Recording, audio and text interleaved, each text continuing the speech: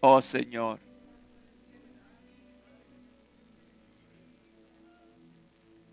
como el siervo brama por las corrientes de las aguas, así hoy esta congregación clama. Te necesitamos, Señor. Te necesitamos, Señor. Bendito su nombre para siempre. Una vez más. Bendecido tu nombre para siempre. Oh Dios.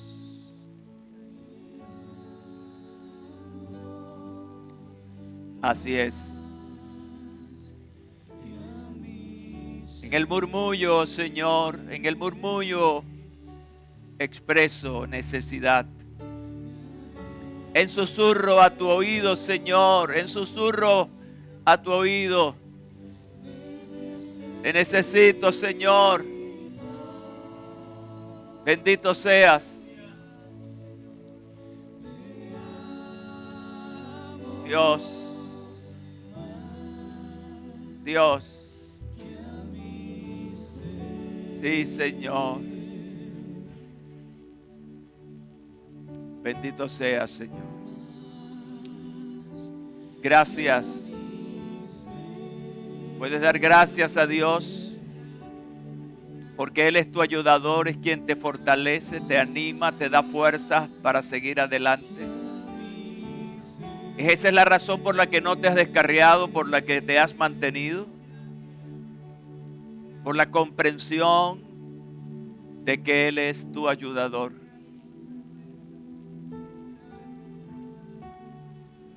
Gracias, Señor. Gracias por esta congregación, de este servicio a esta hora. Gracias por la fidelidad de cada uno de ellos en tomar este tiempo del día para estar en tu casa, adorarte en comunión y preparar el corazón para escuchar tu palabra, Señor. Oh, gracias te damos, Señor. Muchas gracias. Amén y amén. Puedes darle tu mano al que está a la izquierda, a la derecha y decirle: necesitamos del Señor. Tú y yo necesitamos del Señor cada día. Amén. Siéntense, por favor. Gloria al nombre de Jesús. Qué bueno estar aquí esta mañana para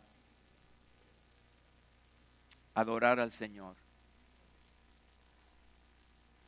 En el Nuevo Testamento el apóstol Pablo nos anima a usar la inteligencia cuando cantamos. Porque la música es el acompañante del contenido o de la letra. Enfócate en la letra, en lo que tú le estás diciendo al Señor. Olvídate de lo que los demás le están diciendo. Es tú y Él. Y eso se convierte en algo poderoso. Gloria al nombre de Jesús. Hoy vamos a seguir hablando de diálogos. Y específicamente diálogos con Dios. Y yo he puesto en plural el título porque son amplias las experiencias de hombres que tuvieron con el Señor de hablar y compartir voces. Algunos tuvieron la experiencia, como en el caso de Abraham, ver materializada la imagen de Dios. Una imagen. Les enseñé, creo que el domingo pasado, que esto se conoce con el nombre de teofanía. Son formas que Dios usa para comunicarse y que pueden ser visibles a los ojos de los humanos.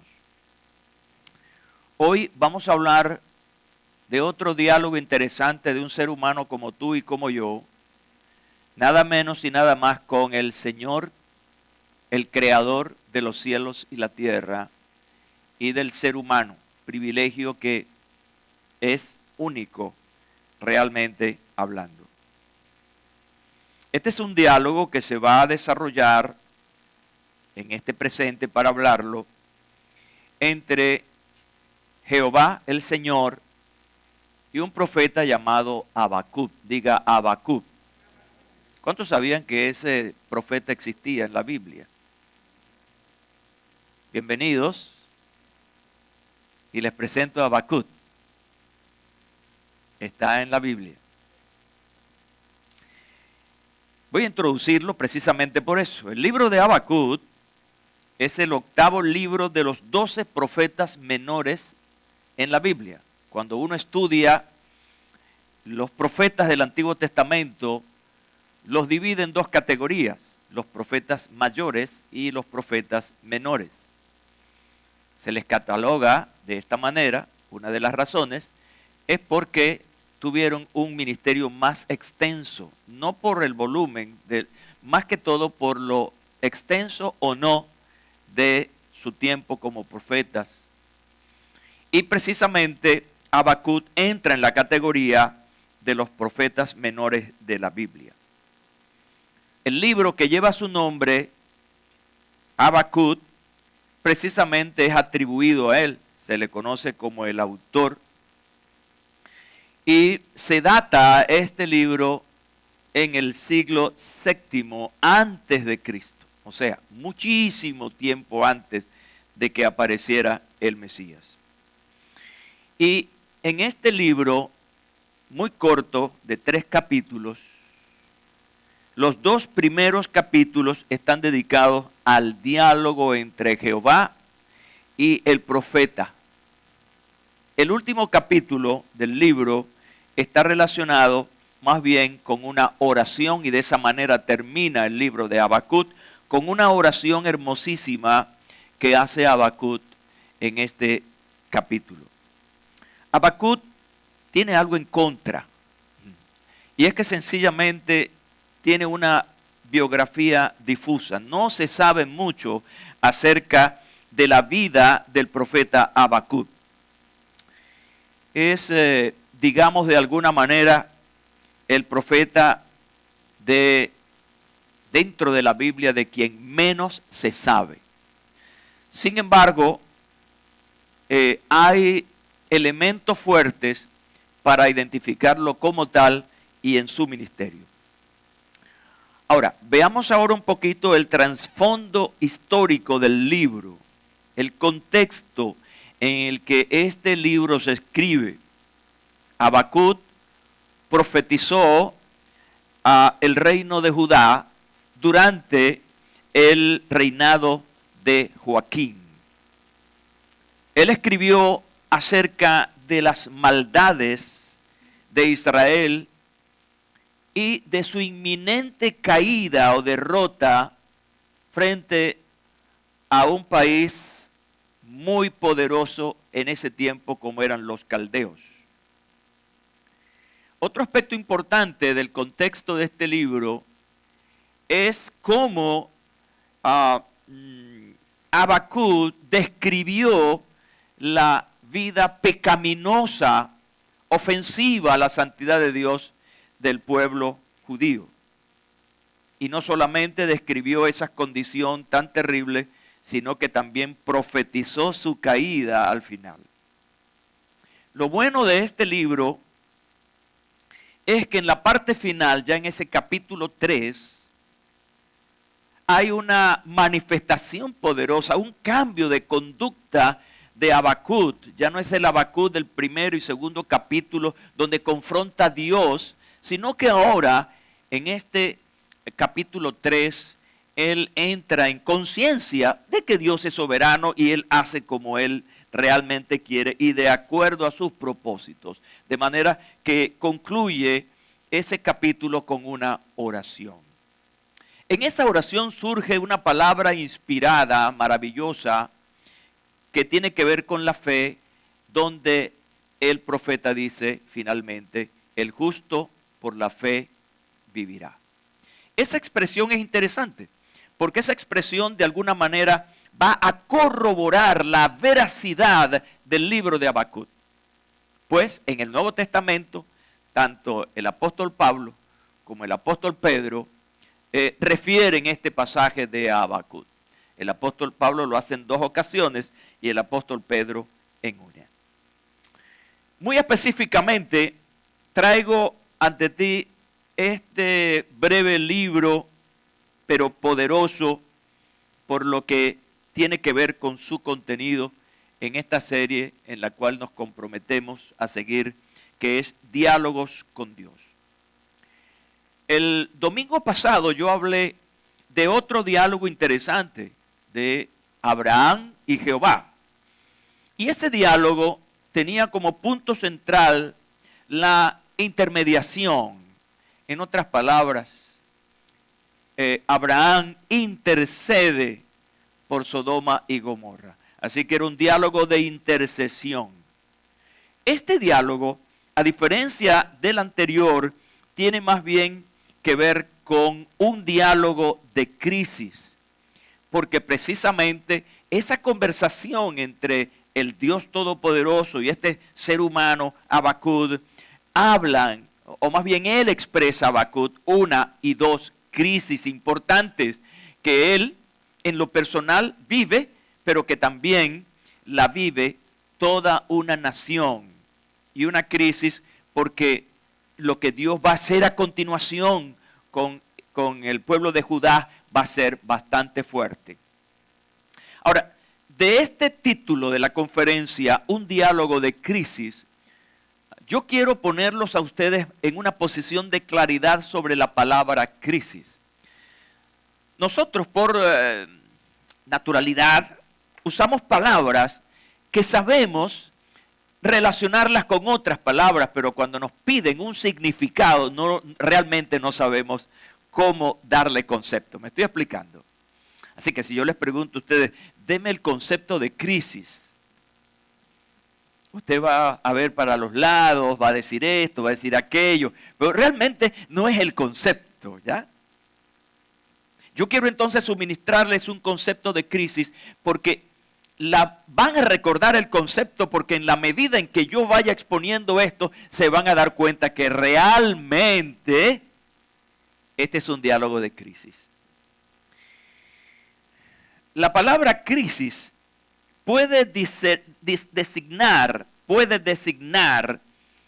un cambio traumático, y esa palabra es fuerte aquí, en la vida o salud de una persona o de una situación social inestable y peligrosa. Bien sea en lo político, en lo económico, y hay un punto importante aquí que tiene relación con este diálogo de Habacuc y Jehová, y en lo político. Esto es entonces lo que se vive en el marco de este diálogo. Una, y súmele, dos crisis. En el sentido de lo que está viendo en primera instancia Habacuc. ¿Qué es lo que ve? Violencia. ¿Qué es lo que ve? Injusticia. ¿Qué más ve? Un pueblo que está apartado del temor de Dios. Una crisis social, política y también espiritual. De manera que esta crisis moral y espiritual traería otra crisis. Por eso les hablo que aquí hay dos crisis. Una crisis que él está viendo y otra crisis que él se entera por parte de Jehová. Y allí es donde radica esa otra fuerte crisis de carácter militar, porque Dios les va a decir, van a ser invadidos. Dios iba a levantar a través del ejército caldeo, va a traer un fuerte juicio. Los iba a castigar precisamente por lo que ya Habacuc estaba viendo. Injusticia, pecaminosidad y una falta de temor a Dios. La actitud entonces de Habacuc, para cerrar esta introducción, la actitud de Habacuc realmente para mí es admirable, por un lado, y por otro lado, valiente. Porque es él quien se atreve en medio de toda una nación a dialogar con Dios acerca de esta grave crisis. Y en la medida en que vayamos viendo esto, se van a dar cuenta que no es un diálogo suavecito. Es un diálogo que tiene mucha confrontación. Es decir, Habacuc confronta a Dios. Imagínense ustedes, por eso lo llamo valiente, porque él va a confrontar a Dios sobre aquello que él ve y lo relaciona de alguna manera con actos de injusticia. ¿Cómo inicia el diálogo? Si yo vengo ahora y les hago una pregunta a ustedes, ¿cuál debe ser la reacción de ustedes? Perdón, no están tímidos. Ustedes que como cuando nacieron no lloraron. Eran tan tímidos que no lloraron. ¿Están aquí conmigo? Díganmelo, si no, para terminar pronto. Entonces, si yo hago una pregunta ahora, ¿qué puedo esperar yo de ustedes? Ah, despertaron. Gracias, Señor, milagro. Y si hay una pregunta y hay una respuesta, ¿qué hay ahí entonces? Hay un diálogo. Ah, muy bien. Señor, gracias. Oh, santo Dios. Habacuc comienza con una pregunta a Dios. Y esa pregunta está relacionada porque a su modo de ver las cosas, él entiende que Dios está retrasando un juicio sobre el pueblo, porque él ve que el pueblo está malo, pero las cosas siguen y Dios no está haciendo nada al respecto. Versículos 2 al 4. Mantenga su Biblia abierta allí, como cuando usted está almorzando y tiene el plato frente a sí y ve todo bien bonito. La pregunta es, ¿hasta cuándo, oh Jehová, clamaré y no oirás?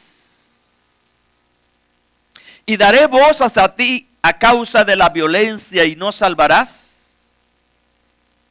¿Por qué me haces ver iniquidad y haces que vea molestia? Destrucción y violencia están delante de mí, y pleito y contienda se levantan, por lo cual la ley es debilitada, y el juicio no sale según la verdad. Por cuanto el impío asedia al justo, por eso sale torcida la justicia. ¿Qué nos dice esto? Es la percepción, es lo que él está viendo de ese pueblo donde él vive. Y que aquí se establece una diferencia importante. Una diferencia importante entre quién, entre el profeta y el pueblo. Al pueblo parece no molestarle todas las cosas de las que se queja el profeta. Van conmigo, ¿verdad? Quiere decir que hay un profeta justo que está viendo injusticias. Cuando los justos ven injusticias, ¿cómo se sienten? Mal, obviamente mal. Porque no hay esa coincidencia, ese enganche entre justicia e injusticia. Así que él está diciendo las cosas que está percibiendo. Fíjense que él habla en primera persona. Destrucción y violencia están delante de mí, y pleito y contienda. Él está hablando en primera persona, es lo que le afecta. Y yo presumo que él está pensando, y si a mí me molesta que soy un ser humano, ¿cuánto no te molestará a ti que eres el Dios de los cielos, santo 3 veces? Y esto forma parte, de alguna manera, de una confrontación que le está haciendo Habacuc a Dios. Y yo te hago esta pregunta a ti. ¿Tienes preguntas difíciles que hacerle a Dios? ¿Has hablado tú con Dios en este tono en que lo ha hecho Habacuc con el Señor? Yo lo he hecho, me confieso. Yo lo he hecho. Señor, ¿hasta cuándo va a estar esta guarandinga, pues? Échame el cuento, dime, ¿qué pasa? ¿Y sabes por qué lo hago? No porque yo sea altivo, no, es que lo veo en hombres comunes y corrientes como Habacuc, quien está preguntándole a Dios. Y si quieres saber más acerca de estas preguntas difíciles, lee los Salmos. Los diferentes salmistas se pronunciaron delante de Dios de una manera confrontativa. Así que Habacuc tuvo ese valor de hablarle a Dios, no guardó silencio. Es más, guardar silencio frente a lo que él estaba viendo era un grave pecado de omisión. Diría Dios entonces, y no hay nadie allí en esa tierra, en ese país que se levante para denunciarme a mí lo que está pasando. Yo creo que Dios de alguna manera vio la actitud de Habacuc buena. ¿Están conmigo? Si tú estás viendo el mal y no confrontas eso, entonces estás omitiendo una gran responsabilidad social y espiritual. En este caso, él lo está haciendo con Dios. Así que fíjate una cosa, este profeta es un profeta extraño, yo lo coloqué aquí en mis notas. Habacuc es un profeta extraño, ¿por qué? Porque el papel de un profeta es hablarle a la gente. El profeta es un vínculo, es vinculante entre Dios y el pueblo. El profeta está aquí. Dios le habla al profeta, el profeta habla al pueblo. Pero fíjate, en esta profecía, Habacuc no le está hablando al pueblo. Su mensaje profético no es una relación con el pueblo. Él no está hablándole al pueblo de parte de Dios, él está hablando con Dios. Todas sus palabras fueron dirigidas a Dios y todas las respuestas. Es decir, no hay una relación, escúchenme bien lo que estoy diciendo, una relación en ese momento de este profeta con el pueblo. No, él está hablando con Dios, está preguntándole a Dios, Dios le responde a él. Y esto es verdaderamente interesante, es un caso muy especialísimo, el caso de Habacuc. La cuestión es que esto produce, según lo que leo, un diálogo atractivo, esclarecedor, a medida que el profeta discute directamente con Dios temas como la injusticia y la maldad. Por eso decía lo admirable y valiente del profeta Habacuc. Una lección importante en esta primera parte. El enfoque honesto de Habacuc es una enseñanza para nosotros hoy. Cuando hablamos al Señor en nuestra oración de circunstancias, situaciones que están pasando a nuestro alrededor, lo que nos acompaña en esa propuesta es sencillamente honestidad. Es lo que está pasando y es lo que decimos. Ahora fíjense, este tipo de preguntas que está haciendo Habacuc y que otros escritores de la Biblia le hicieron a Dios, nos deja una revelación importante. Esa revelación importante es de la humanidad, del hombre, que es un simple mortal. Él está actuando en su naturaleza. ¿Están conmigo? Actuamos en nuestra naturaleza, nos vemos agobiados y ¿qué decimos? Señor, estoy cansado. ¿Tú le has dicho eso alguna vez al Señor? Levanten la mano quienes lo han hecho. Qué bueno, yo también. Cuando yo le digo, Señor, estoy cansado de esta situación, ayúdame. ¿Qué estoy manifestando? Que soy un ser humano vulnerable.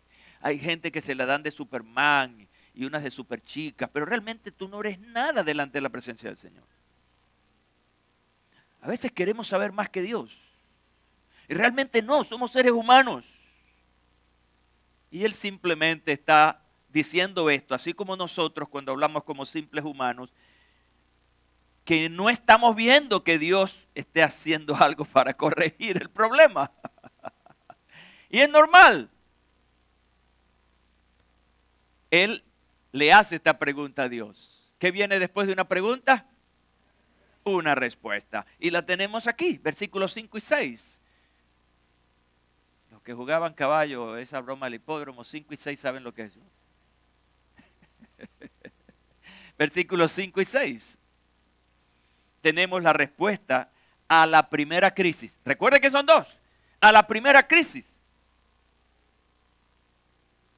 Y responde el Señor, mirad entre las naciones y ved y asombraos, porque haré una obra en vuestros días. ¿Qué está diciéndole ya el Señor en esta respuesta? Lo que tú estás pidiendo está próximo a venir. Está cerca. Que aun cuando se os contare, no la creeréis. Así sería la cosa, ¿no? Porque he aquí yo levanto a los caldeos. Ay, se puso mala la cosa. Yo levanto a los caldeos, nación cruel y presurosa, que camina por la anchura de la tierra para poseer las moradas ajenas. Si él esperaba otra respuesta, no llegó. Le llegó la respuesta de Dios. ¿Sabes una cosa? Que uno le pregunta a Dios y ya uno está predispuesto con la respuesta.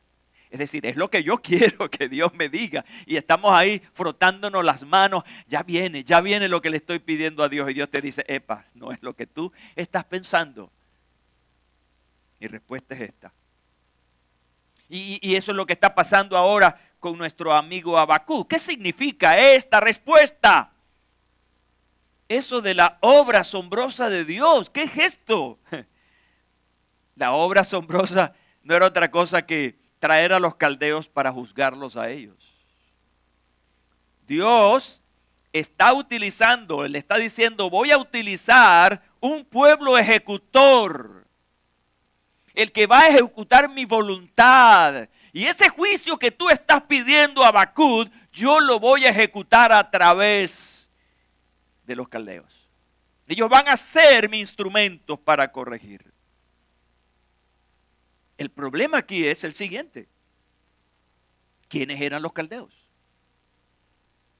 ¿Qué sabemos acerca de ellos? En la respuesta de Dios, Dios está dando características tremendas acerca de quiénes eran los caldeos. Y Habacuc sabía por la historia quiénes eran los asirios, los caldeos y los babilónicos. Que a la larga, en este momento, los caldeos y los babilónicos eran lo mismo por unas alianzas allí. Ellos sabían que eran malos. Eran ejércitos que disfrutaban la muerte y el sufrimiento de la gente. Sometían a la gente a terribles torturas. Y esta es la característica que Dios da. Formidable es y terrible. Escuchen las palabras. Formidable y es terrible.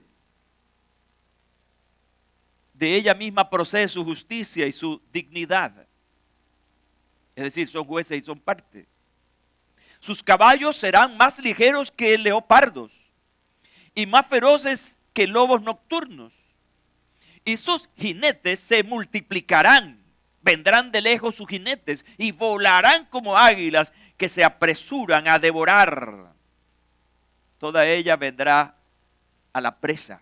Todo caerá en la presa, o la presa caerá en ella. El terror va delante de ella y recogerá cautivos como arena. Escarnecerá a los reyes y de los príncipes hará burla. Se reirá de toda fortaleza, altivos, verá, y levantará terraplén y lo tomará. Luego pasará como el huracán y ofenderá atribuyendo su fuerza a su Dios. Todas estas cosas que vemos aquí son figuras metafóricas, comparaciones que Dios está haciendo para que el Habacuc entendiera cuál era el poder destructivo de estos enemigos que ahora les estarían haciendo frente. Y todo esto y toda esta gente era el instrumento que Dios estaba usando ¿para qué? Para disciplinar a su pueblo. La segunda crisis que encontramos aquí, capítulo 1, 12 al 17, es otra pregunta importante y profunda. ¿Por qué lo haces así, Señor? Habacuc pregunta, ¿por qué Dios usaría una nación más malvada que Judá para traer juicio sobre Judá? Esto acrecentó el conflicto interno de Habacuc. Ya en sus primeras preguntas sobre lo que él observaba, ya él tenía una crisis interna. Tenía un problema existencial. ¿Qué hago yo aquí con tanta gente mala? Ya era un problema que él estaba trabajando en su mente, pero ahora se presenta lo que yo llamo la segunda crisis. Y esa segunda crisis es una crisis de carácter teológica. Porque ¿cómo es Dios? ¿Cómo es Dios? Dios es justo. ¿Cómo es Dios? Es soberano. ¿Cómo es Dios? Misericordioso. Y todas estas expresiones nos van hablando de cómo es Dios, es decir, el carácter, la naturaleza de Dios. Pero ahora Dios está haciendo algo que lo confunde. ¿Cuál es la confusión de Habacuc? ¿Cómo Dios va a traer gente mala para castigar a gente mala? ¿Cómo es posible que eso sea así? Y nosotros ahora mismo, mientras hablamos de esto, también entramos en alguna confusión. ¿Cómo es posible que eso ocurra?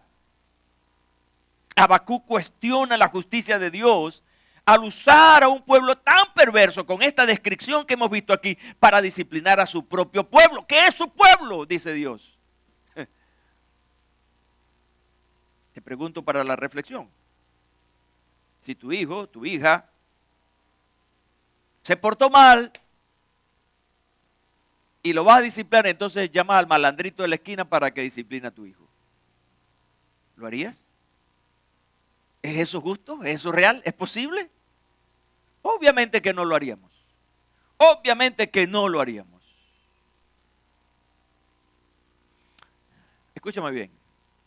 En todo diálogo, y lo enseñé el domingo pasado, en todo diálogo debe haber argumentación. Y te doy un consejo. Cuando estés dialogando sobre un asunto donde intentas convencer a alguien o necesitas defenderte, necesitas una cosa que se llama argumento. Y cuando no hay argumento, ¿sabes lo que pasa? ¿Qué es lo que se manifiesta ahí? La fuerza, la brutalidad. ¿Están conmigo? Ay, Dios mío, se quedaron en su casa.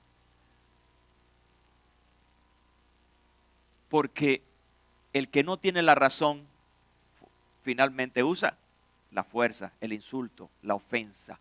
Y un diálogo se rompe cuando hay la falta de respeto. Esto me estoy saliendo para enseñar algo para la vida práctica. Si no tienes argumento en un diálogo, cállate la jeta. Usando una palabra maracucha. Cierra la jeta porque no tienes razón. No tienes forma de cómo sustentar aquello que estás defendiendo o lo que quieres defender. Aquí hay argumento. ¿No eres tú desde el principio, oh Jehová, Dios mío, santo mío? No moriremos, oh Jehová, para juicio lo pusiste. Y tú, oh roca, lo fundaste para castigar. Muy limpio eres de ojos para ver el mal, ni puedes ver el agravio. ¿Por qué ves a los menospreciadores y callas cuando destruye el impío al más justo que él? Y haces que sean los hombres como los peces del mar, como reptiles que no tienen quien los gobierne. Él le está hablando a Dios y está usando un argumento que es realmente lo que es Dios. Un Dios justo, bueno. Y sigan ustedes leyendo en su casa los siguientes versículos porque quiero ganar tiempo. Frente a esta situación, como decimos aquí en Venezuela, y si este pasaje estuviera escrito en español venezolano, él le diría, Dios, esto es peor el remedio que la enfermedad. Me parece escuchar la voz de Habacuc diciéndole a Dios, lo que estás proponiendo es peor el remedio que la enfermedad. La pregunta es, ¿por qué los caldeos o los babilonios, que eran un pueblo aún más malvado que el pueblo de Judá, serían los ejecutores del juicio de Dios?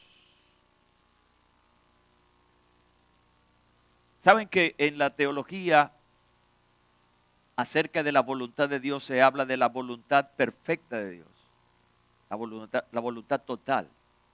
Y se habla de la voluntad permisiva. Hay cosas que Dios permite por alguna causa. ¿Ya? Y es que aquí encontramos que Dios está permitiendo esto, porque Él tiene un propósito. Ahora, ¿cuál es el problema nuestro? Que estamos viendo parte del cuadro. El cuadro de la voluntad de Dios para nosotros es parcial, no sé si me voy explicando. En mi oficina yo tengo un cuadro inmenso en una de las paredes, grande. Es un cuadro donde el Señor Jesús está sentado y está viendo el globo terráqueo. Y a veces hago este ejercicio con las personas. Él dice, ¿qué ves en ese cuadro? Y a veces la gente me hace una descripción general del cuadro, pero nunca se detiene a ver un detalle del cuadro. Bueno, realmente a veces nos pasa a nosotros. En el cuadro gigantesco de la voluntad de Dios nos enfocamos en un detalle. Y realmente nunca vamos a ver el cuadro completo de la voluntad de Dios. Porque la voluntad de Dios para ti y para mí es progresiva. Es decir, se va desarrollando en el tiempo. Son procesos en que Dios... Y al momento no lo entendemos. Y protestamos. Y nos dan esos ataques que le dan a los muchachitos. Nos tiramos en el suelo y pataleamos. ¿Cómo es que llaman eso? Pataleta. Ay, suena a otra cosa. Oh. Y nos dan pataletas. Porque no estamos conformes con lo que se nos ha dicho. Porque ya nosotros estamos quizás imaginándonos algo.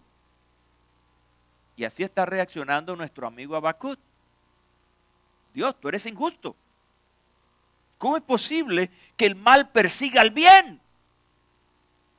El que los impíos persigan a la iglesia.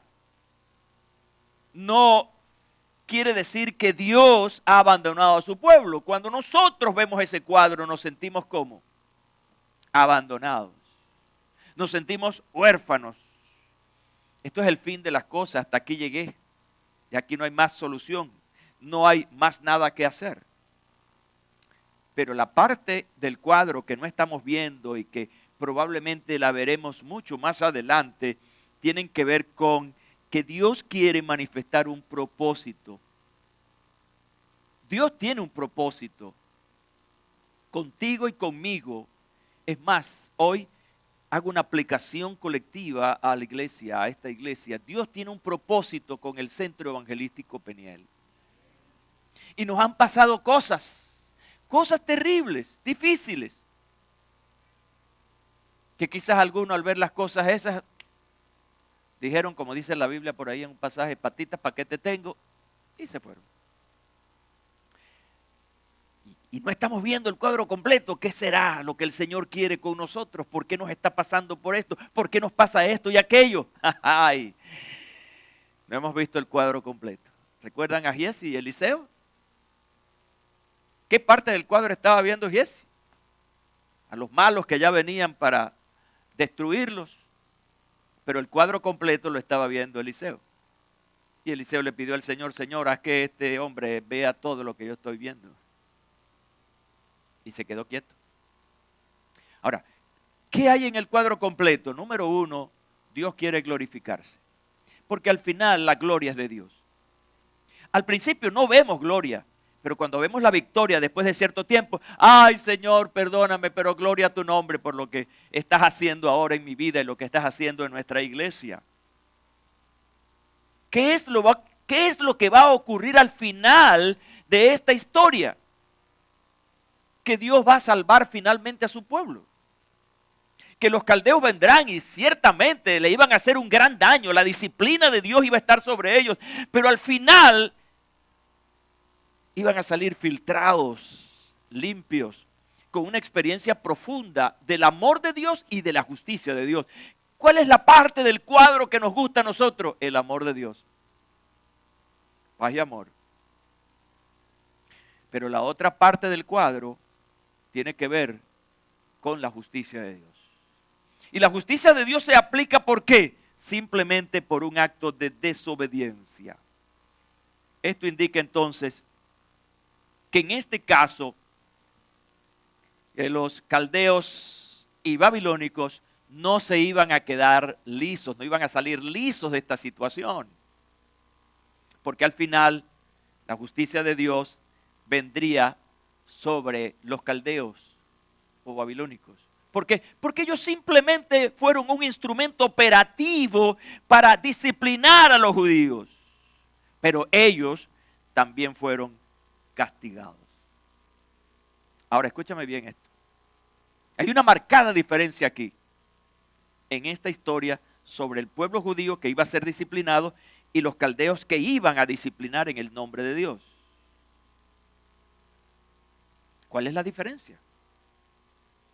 La diferencia la encontramos en el capítulo 2, versículos 5 al 20, que no voy a leer por razones de tiempo, pero allí vas a encontrar de manera muy sobresaliente en el pasaje lo que se conocen como los 5 ayes. La palabra ay allí tiene una connotación de juicio. Ay, papá, ¿ya? Lo que viene. Una connotación de castigo. Ay, ay, ay, es la expresión que uno usa en este país para referirse a cosas fuertes. Aquí hay 5 ay, ay, ay. Y esos 5 ay, ay, ay tienen que ver cada uno de ellos con un determinado juicio que vendrá sobre los caldeos. ¿Y qué va a pasar entonces? Mire, esto es la historia bíblica e historia contemporánea. Y en estos días lo escuchaba muy bien dicho de no voy a nombrarlo para no comprometer nada, de un presidente suramericano acerca de esto, que apoya a Israel. ¿Por cuántos imperios o cuántos imperios han pasado por Israel? Muchos. Y en la Edad Moderna, muchas potencias. Más de una vez ha sido arrasado, llevado al exilio. Pero en 1948, por resolución de la ONU, entonces Israel queda ya como una nación dentro del grupo de naciones del mundo. 1948 se declara a Israel como un Estado. Aquí tenemos el futuro, aquí tenemos el presente y aquí tenemos el pasado. Si miras el pasado con todo esto que yo te he dicho, ¿qué pasó? Que en el presente Israel está todavía y está catalogado como un país importante en el mundo. La mayoría de premios Nobel, es decir, de gente con una mente brillante, son judíos. El mundo de la banca la controlan los judíos. Lo que estoy diciendo con esto es que cuando Dios aplica juicio sobre los que se levantan contra Israel, desaparecen. Pero el pueblo de Dios permanece. ¿Se entiende la lección? Esa es la gran diferencia entre la justicia de Dios contra aquellos que se levantan contra Dios y aquellos que sí deben ser disciplinados. Pero la razón de esa disciplina es hacerlos puros, que aprendan la lección, que amen a Dios y que vivan conforme a su palabra. Eso es realmente maravilloso. Yo quiero hacer una aplicación ahora sobre esto. Israel, mejor dicho Judá, el reino de Judá, está siendo atacado por los caldeos. Van a salir y los van a llevar a otro lugar, van como cautivos. Y eso, viendo hacia atrás a su tierra, ellos verían que todo se acabó, ahora nos sacan de nuestra tierra y nos llevan cautivos. Es un exilio obligado. Y eso es verdaderamente duro, es difícil. Cuando esas cosas pasan, cuando nos pasan cosas así, a nosotros los humanos, a ti y a mí nos ha pasado, buscamos renunciar de aquello en lo que no está dando resultado, aquello en lo que nos está yendo bien. Y yo veo esto lamentablemente en algunos que actúan de esa manera. en vez de buscar mayor intimidad, buscar más al Señor, se apartan de Dios. Pregúnteme, ¿a cuántas personas en mis 60 años y pico de ser cristiano, a cuántas personas he conocido y que mi mente recuerda que se han apartado del Señor? Han dejado el Evangelio. Son cientos, cientos, cientos. ¿Y por qué? ¿Por qué se aparta del Señor? Porque algo no le gustó. ¿Cuántas personas han estado en esta iglesia y no están? ¿Y por qué no están?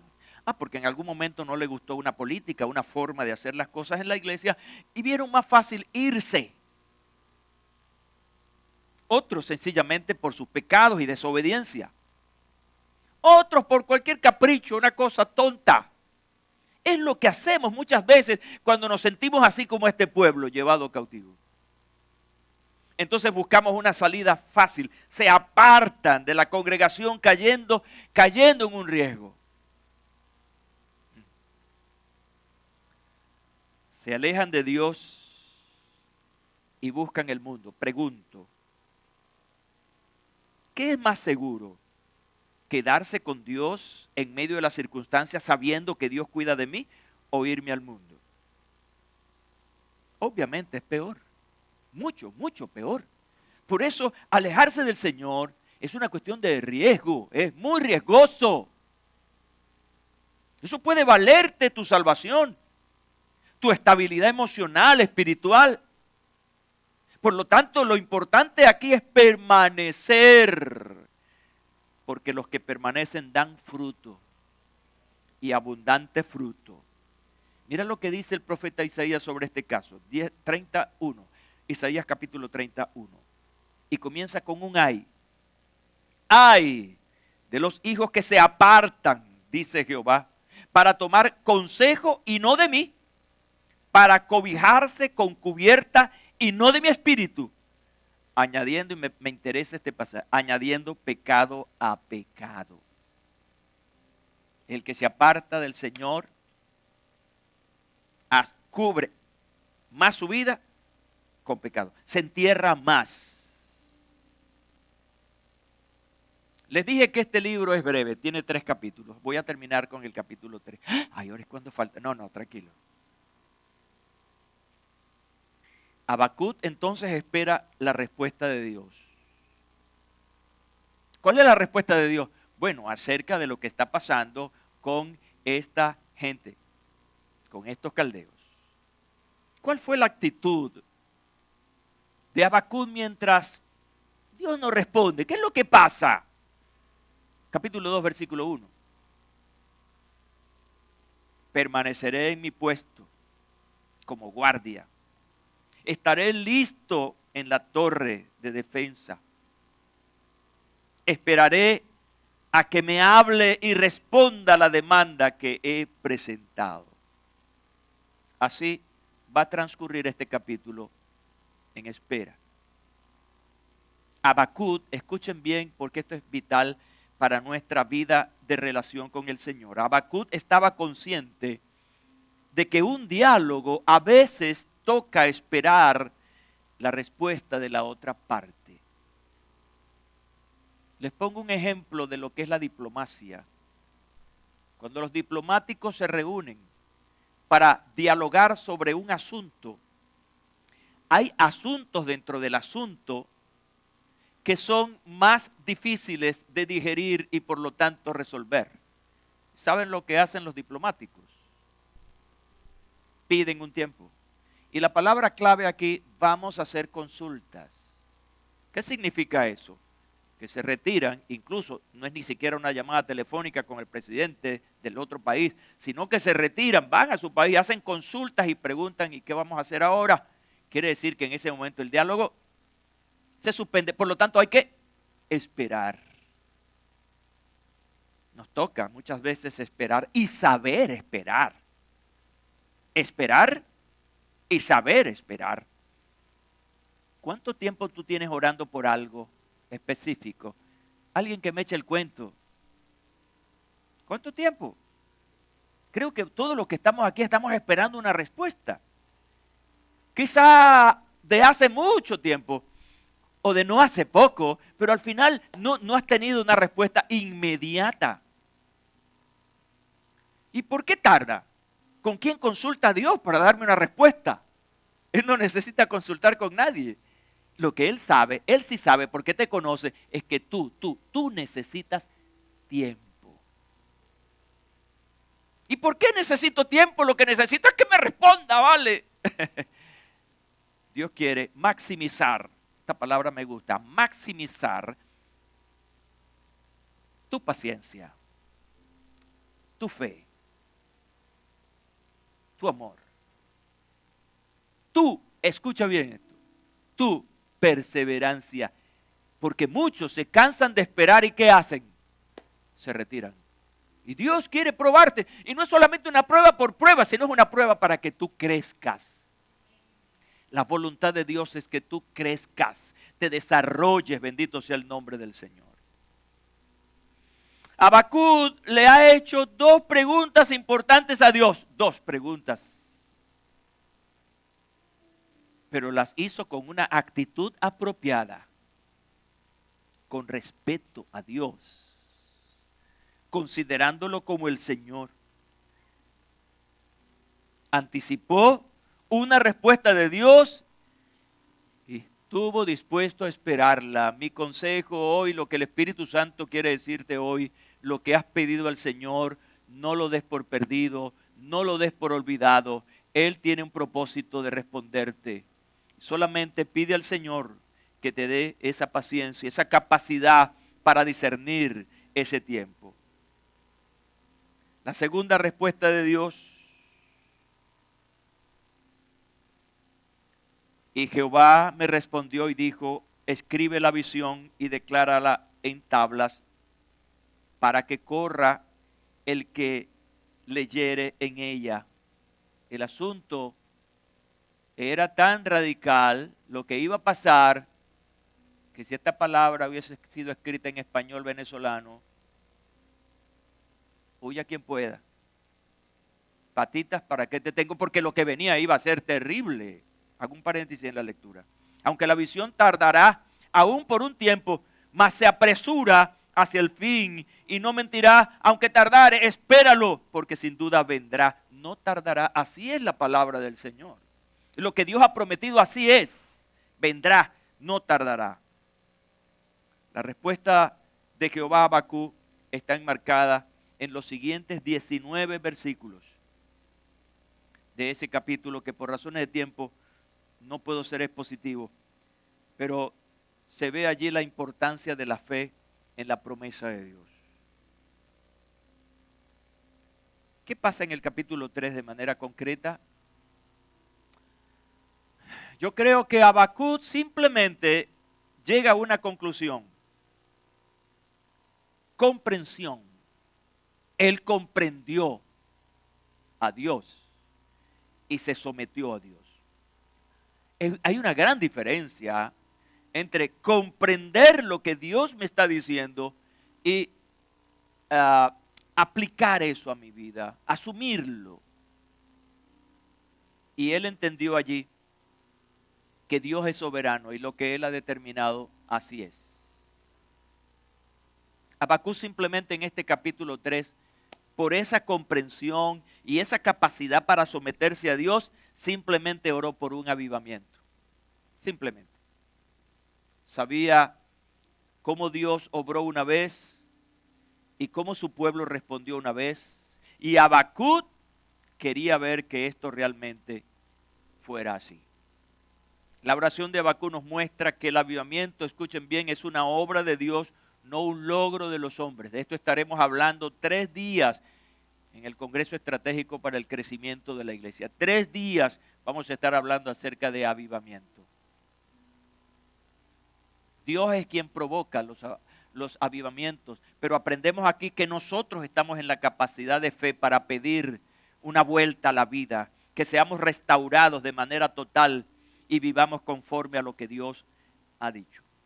Este capítulo 3 lo voy a terminar con lo que me parecen las palabras más hermosas, más poéticamente expuestas en el capítulo 3, versículos 17 y 18. Así termina. Aunque la higuera no dé fruto, ni la viña produzca uvas, aunque la cosecha del olivo se dañe y los campos no produzcan alimento, aunque no haya ovejas en el corral ni vacas en el establo, así y todo, yo me alegraré en el Señor, el Dios que me salva. Amén y amén. Gloria a Dios para siempre.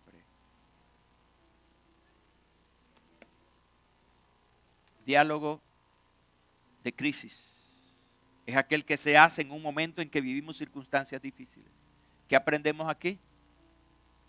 A entender que Dios es soberano y que lo que Él está tratando de hacer con nosotros es hacer que nosotros podamos subir nuestro nivel como personas, que crezcamos en medio de esa situación y que finalmente podamos hacer lo que debemos hacer cuando no entendemos, que es orar.